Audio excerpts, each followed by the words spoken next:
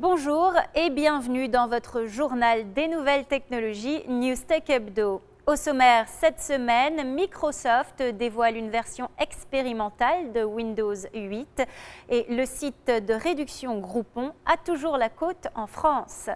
Le lancement n'est prévu que l'année prochaine, mais Microsoft a présenté mardi dernier la première ébauche de son petit dernier Windows 8.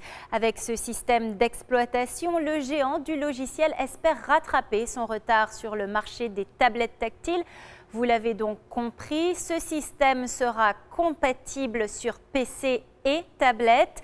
L'atout séduction de Windows 8, son interface qui optimise une exploitation tactile quel que soit le support, sans supprimer la fonctionnalité clavier. Le système permet également de synchroniser les dossiers entre plusieurs appareils. La conférence de mardi avait pour but d'encourager les développeurs à proposer des applications originales. 5000 prototypes de tablettes équipées de Windows 8 ont été distribués à cette occasion. Pour la version finale, il faudra attendre courant 2012. Le groupe de bonnes affaires et d'offres de réduction Groupon reste très apprécié dans l'Hexagone. C'est ce que révèle une étude du cabinet de conseil OC&C cette semaine.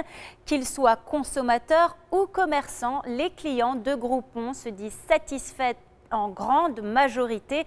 92% des consommateurs sont contents des prix et 89% des commerçants déclarent avoir atteint l'objectif qu'ils s'étaient fixé en passant par le site. Les seuls secteurs qui semblent encore résister à l'appel de Groupon, la restauration et le bien-être. Dans ces catégories, respectivement, seuls 14 et 23% des commerces passant par le site estiment avoir gagné de l'argent grâce à lui.